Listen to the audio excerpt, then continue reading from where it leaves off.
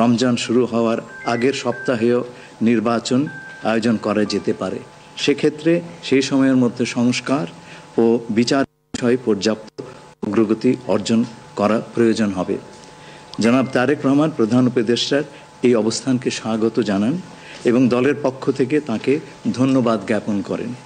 প্রধান উপদেষ্টাও জনাব তারেক রহমানকে ফলপ্রসূ আলোচনার জন্য ধন্যবাদ জানান। আপনাদের সবাইকে ধন্যবাদ। আমরা 7টা কোশ্চেন নিব। আপনারা কোশ্চেনগুলো করবেন হচ্ছে আমাদের national security adviser doctor Khalilur Rahman এবং বিএনপির স্ট্যান্ডিং কমিটির মেম্বার আমির খসরু মাহমুদ চৌধুরী। প্লিজ। আমার একটা প্রশ্ন, জুলাই সনদ নিয়ে কোনো কথা হয়েছে কি আজকের বৈঠকে?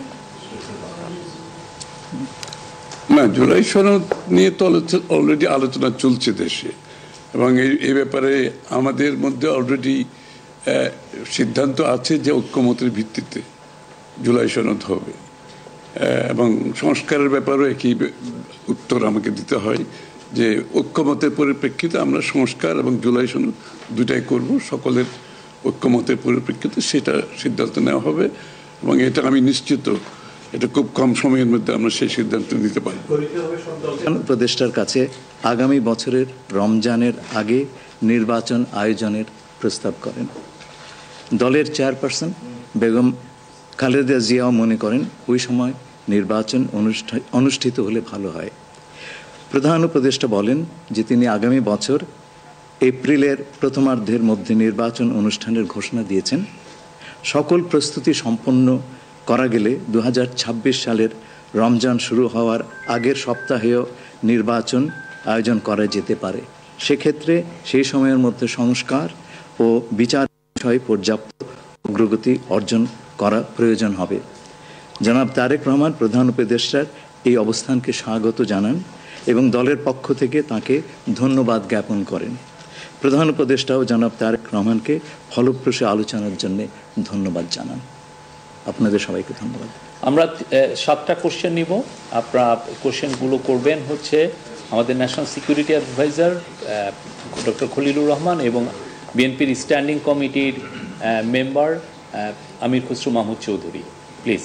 আমার একটা প্রশ্ন, জুলাই সনদ নিয়ে কোনো কথা হয়েছে কি আজকের বৈঠকে?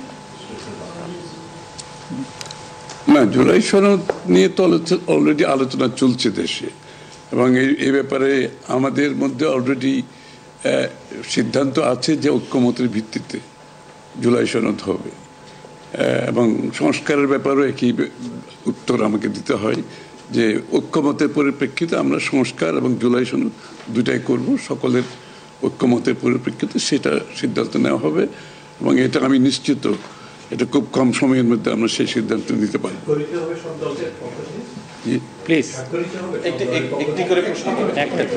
হ্যাঁ, ঐক্যমত যেখানে হবে স্বাভাবিকভাবে ঐক্যমতের পরিপ্রেক্ষিতে যে সিদ্ধান্ত হবে স্বাক্ষরিত তো হবেই, না হওয়ার কোনো কারণ তো নেই। Please please please please please. প্রশ্নটি হচ্ছে যে যেটি বারবার যে কথাটি বলা হচ্ছে যে নির্বাচনের একটি সঠিক তারিখ নির্ধারণে আসলে সমস্যাটা কোথায়? একটি সঠিক তারিখ সুনির্দিষ্ট তারিখ, এর কোনো সমস্যাই নাই। আমরা কোনো সমস্যা দেখছি না। কেউ দেখলে পরে এটা ভুল দেখছেন। নির্বাচনের সম্পর্কে আজকে যৌথ বিবৃতিতে আমরা বলে দিয়েছি দুপক্ষই, এবং নির্বাচন কমিশন আমরা আশা করব শীঘ্রই একটা তারিখ ঘোষণা করবে। শুধু কি নির্বাচনের কথা হচ্ছে নাকি দেশের রাজনৈতিক পরিবেশে অন্যান্য বিষয় নিয়ে কথা হচ্ছে? সব বিষয়ে আলোচনা তো হবে স্বাভাবিক। আমরা তো নতুন বাংলাদেশ গড়ার প্রত্যয় নিয়ে সামনের দিকে এগোচ্ছি। সবাই আমরা চাই দেশ গড়ার যে প্রত্যয় আমরা নিয়েছি, আমরা ঐক্যবদ্ধভাবে সেই কাজটা করব। শুধু নির্বাচনের আগে নয়, নির্বাচনের পরেও বাংলাদেশ গড়ার যে প্রত্যয় নিয়ে আমরা সবাই ঐক্যমত হয়েছি সেটা আমরা সামনের দিকে এগিয়ে নিয়ে যাব। একজন প্লিজ প্লিজ উনি বলুন। সংস্কার নিয়ে যে দীর্ঘ আলোচনা হচ্ছিল, সেই সংস্কার বিষয়ে বিএনপির পক্ষ থেকে বা তারেক রহমান সাহেবের পক্ষ থেকে আপনারা কিভাবে রিঅ্যাক্ট করেছেন? যে আবার স্যার আমি শুনি, যে সংস্কার নিয়ে যে বর্তমান সরকারের যে একটা বিশাল রূপরেখা তৈরি হয়েছে, একটা বিশাল তালিকা, সেই তালিকা নিশ্চয়ই আজকে আপনাদের সামনে উপস্থাপন করা হয়েছে। যে সংস্কার বিষয়ে আপনাদের মতামত কি? বিএনপি কিভাবে সেটা কি না না, এটা তো পরিষ্কার। এটা এখানে না বোঝার কোনো কারণ নাই। বিষয়টা হচ্ছে সংস্কার। চিফ অ্যাডভাইজার সাহেব, তারেক রহমান সাহেব, আমরা সবাই একই কথা বলছি, যে বিষয়গুলোতে ঐক্যমত হবে সেগুলোতে সংস্কার হবে, তাই না? তো সংস্কারের বিষয়টা একটা চলমান প্রক্রিয়া। এমন না যে আজ সব সংস্কার এখন শেষ হয়ে যাবে। এটা নির্বাচনের আগেও কিছু সংস্কার হবে যেখানে ঐক্যমত হবে, আর নির্বাচনের পরেও সংস্কার অব্যাহত থাকবে। কারণ আমরা যেই দেশ গড়ার প্রত্যয় নিয়েছি, সংস্কারের প্রয়োজনীয়তা সবাই অনুভব করছে এখানে। সুতরাং আগে পরে সংস্কার চলতে থাকবে। আমার প্রশ্নটা হচ্ছে প্লিজ আমার প্রশ্ন হচ্ছে তারেক রহমান দীর্ঘদিন ধরে এখানে অবস্থান করছেন এবং স্বরাষ্ট্র উপদেষ্টাও বলেছেন ওনার দেশে ফিরতে কোনো বাধা নেই। ওনার এই ব্যাপারে কোনো আলোচনা হয়েছে কিনা বা কবে দেশে ফিরতে পারে? এই ব্যাপারে আলোচনার কোনো প্রয়োজনীয়তা আছে বলে আমরা মনে করি না। তারেক রহমান সাহেব যখনই ইচ্ছা উনি দেশে ফিরে যেতে পারবেন, সুতরাং এটা সিদ্ধান্ত উনি নেবেন সময় মতো। আমি একটা প্রশ্ন করতে চাই। আমার প্রশ্ন আছে যে শেখ হাসিনার যে এই যে হত্যাযজ্ঞ, সেই হত্যাযজ্ঞের যে বিচার প্রক্রিয়া, সেই বিচার প্রক্রিয়ার সাথেও কিন্তু একটা বিষয় জড়িত। তিনি বলেছেন যে তার সময় অর্থাৎ নির্বাচনের আগেই শেখ হাসিনার যে বিচার প্রক্রিয়া তিনি শেষ করতে চান এবং পরবর্তী তাকে ফিরিয়ে আনার ব্যাপারে তিনি সিদ্ধান্ত নেবেন। এই ব্যাপারে আলোচনা হয়েছে কিনা, এবং যদি সেটা হয়ে থাকে তাহলে সেটাও এই নির্বাচনের রূপরেখার সাথে এটা কোনো প্রভাব ফেলবে কিনা? যৌথ বিবৃতিতে এর উত্তর দেওয়া আছে। সংস্কার এবং বিচার দুই বিষয়ে পর্যাপ্ত অগ্রগতি কথা বলা হয়েছে এবং আমরা মোটামুটি কনফিডেন্ট যে এই অগ্রগতি আমরা নির্বাচন আগেই দেখতে পাবো। সম্পন্ন করা যাবে। রাজনৈতিক দল এনসিপি নির্বাচন কমিশন সংস্কার ছাড়া নির্বাচনে যাবে না বলে ঘোষণা করেছে।